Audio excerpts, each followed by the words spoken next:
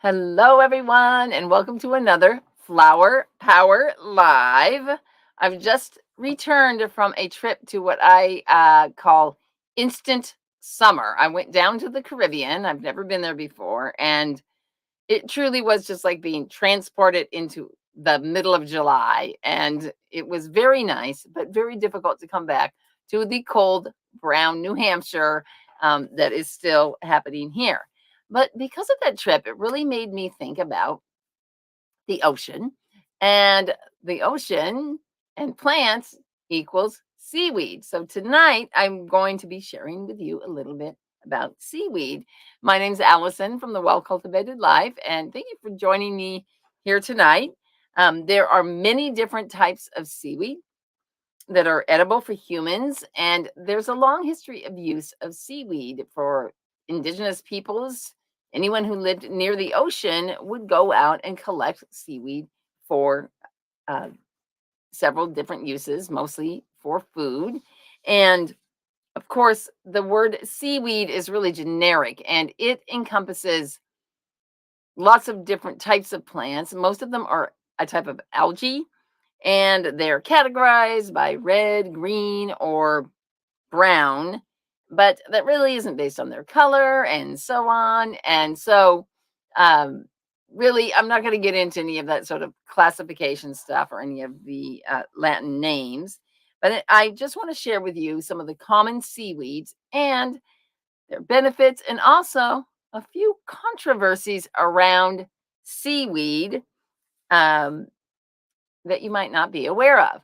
So, one of the first ones that you'll probably all recognize is, of course, the Nori sheets. And Nori, also also called laver, is probably the most familiar seaweed to all of us because it is the lovely wrapping that we put around our sushi. And my apologies to anyone who's like me that when I talk about sushi, then suddenly you need to have sushi. So forgive me for that. But it's basically collected and dried, and it's made into these pressed into these sheets by sort of the same process as if you were going to make some of your own homemade paper. And the next one is kelp. It's also called kombu, which is a specific type of kelp that grows near Japan. And this is the most, it's usually dried and it's not usually eaten that much as the actual seaweed. It's mostly used as a flavoring for other dishes, and in particular to make this particular type of broth called dashi, which is the basis, again, for a lot of other dishes. And the third one is wakami. And if you've ever been to any kind of Asian, especially Japanese restaurant, you've probably had wakami. This is the wakami salad that they make with that super yummy toasted sesame um, seed oil. And it's native to just about all of the coastal areas. And in fact, it's just recently was nominated as one of the world's most invasive species, even though it is native to just about everywhere. And so I guess we need to be eating more wakami to help keep it under control. This is dulse, which is a type of seaweed that grows in the near where I live in the Gulf of Maine area. And so again, this is harvested. It's can be eaten fresh or dried, and you can dry it. And a lot of times, seaweeds will get dried and made into these like pulverized powders, so they're super easy just to like sprinkle on your food or put into make into um, broths and things like that. And it's rumored, I have not tried this, but it's rumored that dulse, if cooked up properly, actually tastes like bacon. So if you come across some dulse, you might want to grab some and try it and let me know what you think. This is Bladderrack, which is if you've ever been to most oceans, especially in the um, northern hemisphere, this is a very common type of seaweed. It attaches itself to rocks. And as we'll find out in a little bit, it's actually a very important seaweed to be used for making detoxing and nourishing baths. And I'll tell you about that in a little bit. And the last one is Irish moss. And this is a type of very common seaweed that's harvested, and it's primarily used to extract carrageenan. And carrageenan is a constituent that's made into this powder here, and it is used as a thickener in all kinds of different sorts of foods. But in fact, it's so commonly used, this is our first controversy about seaweeds, is this carrageenan additive. And so my question is this damaging to the human digestive system? There are a variety of studies that show that it might actually be, and there's no definitive answer to that, except to say that when you start extracting things out of plants, when you're refining and processing foods to a point where they no longer resemble anything close to their original form, it's not surprising that our bodies don't have the ability to digest that very well. And in fact, that is true for a lot of seaweeds, according to a paper I saw by Ryan Drum, that it takes a while for our bodies to adjust to actually digesting a lot of the constituents that are in seaweed. So if you find that one of the most common places this is used is like nut milks, alternative milks to make it thicker. I don't know why they do that. But anyway, if it bothers you, you can check the packaging to see if, in fact, it has carrageenan, and perhaps that's the problem. So I want to get back to this idea of seaweed baths. I'll be honest with you, I had never heard of this before. And a bath, of course, is lovely and wonderful, and there's all different kinds of herbs that you can use to create a detox bath or just a relaxing bath overall. And so it works well because when we're in a bath, our pores open up and we can release toxins, and we can also absorb nutrients. And it turns out that seaweed is very, very rich in all different kinds of nutrients. Now, what you can do, of course, I couldn't resist. So I went online and I bought myself some seaweed detox bath, which happens to be the Bladderrack. And you can see in uh, the stuff I got, there's a little bladder. And I decided, well, there's really two ways that you can use this. You can take this dry material like this, and you can just put it inside some kind of like a muslin bag, and you can put that directly um, into your bath on with as hot water as you can get, and just let it kind of steep in there. Or you can actually boil your seaweed on the stove and create a decoction, kind of like a tea for like 20 minutes. And then you strain it off and you just put the liquid from the seaweed. Now, I came across some really cool traditional spas, mostly in Ireland. Apparently, this is where this tradition comes from, where they collect the seaweed and they put you in these warmed seawater and they drape the seaweed on you, and you enjoy your detox like that. However, I highly recommend that you don't just go dumping seaweed right into your bathtub and clog the whole thing up. Make sure you strain it off first. So I'll let you know next week how my seaweed bath was. Now, part of the reason why humans have used seaweed for so long, again, like I said, is because it's really full of tons of different kinds of nutrients. And so the type of elements that are in seaweeds include potassium, sodium, calcium, magnesium, zinc, copper, chloride, sulfur, phosphorus, vanadium, cobalt, manganese, selenium, bromine, iodine, arsenic, iron, and fluorine, and in some cases, vitamins E and F. And if you don't know what vitamin F is, neither did I. Apparently, it's a term for the alpha linolenic acid and linoleic acid, that ALA and LA, which they're like nourishing fats that are sometimes found. I think they're the same thing that's found in like flax seeds. So anyway, did you notice anything in that list that I just read that sounded a bit sketchy, like arsenic? Well, here's our second controversy about seaweed. apparently some seaweeds can contain a large amount of arsenic. And so this one variety, hijiki, which is very commonly eaten in Japan, now kind of comes with a warning label in most other countries, suggesting that you do not consume it because of the potential arsenic content. Who knew, right? Now, let's move on to the third controversy of seaweed, and that is iodine. So, iodine is an important nutrient that we need for our health. Now, are any of you old enough to remember that that iodine, like the red liquid, like you skinned your knee, and your mom would take you in the bathroom and rub this stinging red stuff on you? Well, apparently, iodine does have many different uses, and as being an antiseptic is one of them.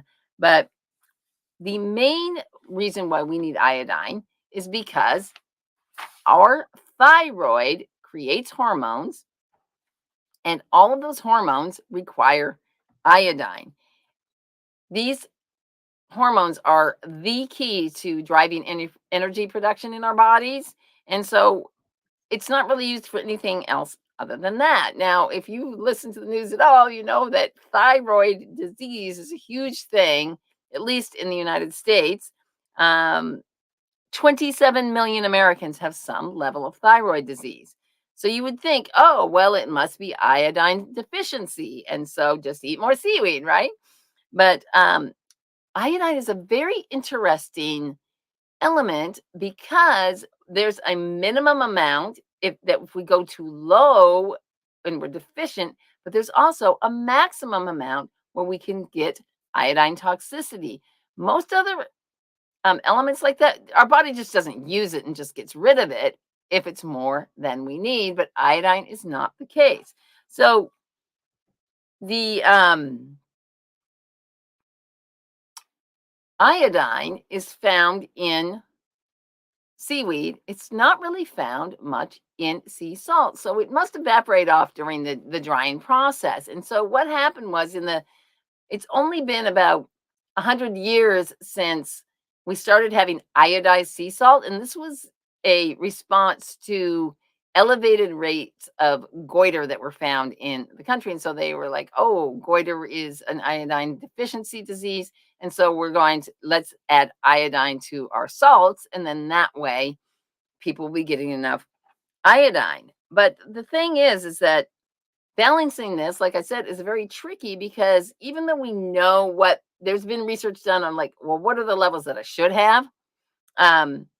We don't really know if we're getting it in the food that we eat because not very many foods actually contain iodine, and our soils don't contain a lot of it either. So the third thing about that is that there's not really good tests for determining what our iodine levels are either. So it's a little fuzzy. And one of the best resources that I found is a doctor named Dr. Alan Christensen. He's a naturopathic doctor in Arizona, and he's a really good researcher, and he's done a lot of work going into the literature and reading different things and doing some sort of like quack alerts about iodine, because taking iodine supplements can be very dangerous, but it's also dangerous not to have enough. So if you have a thyroid condition, if you're on a thyroid medication, if you have any indication that you have an issue with iodine, you're probably not going to want to start eating a whole lot of seaweed. Make sure you check in with your doctor before you start putting this into your daily diet. Now, seaweeds are algae. And even though this show is called Flower Power, we don't have any flowers. So I thought, I can't do a flower essence, obviously, but are there any essences of seaweed? So I Googled it up, and, creating an essence of something is really about preserving the more energy of the moment. And so there were a lot of different essences from different sea creatures and dolphins and all kinds of things. And You can make an essence even from like a gem or a flower, an animal spirit essence, and even the essence of a particular, say, cosmological event, such as a solar eclipse, for example. And so that's for another whole show. But suffice it to say that if you're feeling called to create a seaweed essence, there's still an option available for you. There aren't any out there yet. Now, our card of the week is the oh, I want to show you this other cool thing first. Seaweed obviously is used a fair amount around the world because here you see seaweed farming in Tanzania. So there are actually a lot of uses for seaweed, and they've actually created it into more of even a type of farming.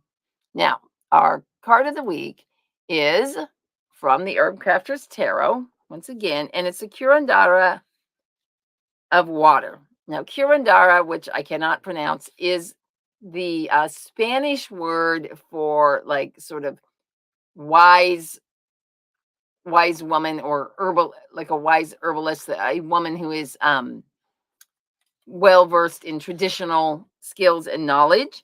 And so these cards, the Curandara within this deck, is kind of like the kings in the traditional tarot deck, and they feature these herbs that have been used by humans for centuries and have a particularly valuable for older people as well. So this card is showing a beautiful bathtub filled with seaweed. This is what made me explore the idea of a seaweed bath.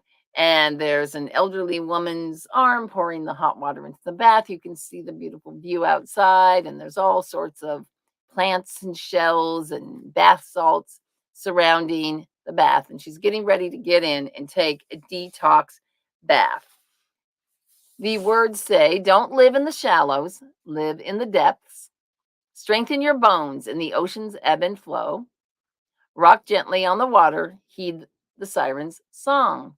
So, one of the messages from the card is about how, as an elder, this Curandara is not concerned with reacting to the extremes of life. She understands that things are going to change. My emotions are going to come, my emotions are going to go, and that everything is in a cycle. She takes the time for daily rituals and for cleansing and just living life in a much slower pace. So, this card is in part about self care, slowing down, again, just like an elder doesn't have to worry about time, they have all the time that they need, satisfied with life no matter what comes. And so this term self-care, though, can really have different meanings for different people. And in fact, some people create a self-care regime with, schedules and plans and all these things that really can feel a lot more like work than actually taking care of yourself.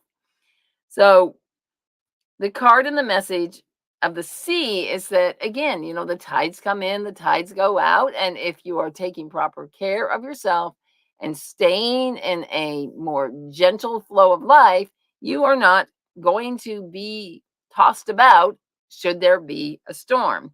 Now, the other message is really about the wisdom of the ages. And so the conflicting information that I told you today about seaweed and all of these concerns about it really shows how our modern day is kind of in conflict with ancient wisdom. And so the question is, well, who is right and who is wrong? And it comes back to the question of, we are able to overanalyze everything, the constituents, and with our brains. And so a lot of times what that does is it takes away from our ability to really hear our own body wisdom. So how connected are you to your own body wisdom? Are you doing enough care, taking it easy enough so that you know more intuitively what is the right step for you to take. Should you be eating seaweed or not? What is your connection with your own body wisdom? And so just take some time to slow down. Check out some, if you live close to the coast, check out some seaweed. Take a seaweed bath, relax, detox a little bit, and get reconnected with the wisdom your body has to share with you. So that's our message from Seaweed tonight. Thank you so much for joining me. I am very excited to be launching a new challenge that's going to be coming up starting April 18th. So if you're in my Herbally Inspired Life Facebook group, be looking for some more information about that in the next day or two. And I look forward to having you all join me for that. So take care, everybody. Have a great night. Bye bye.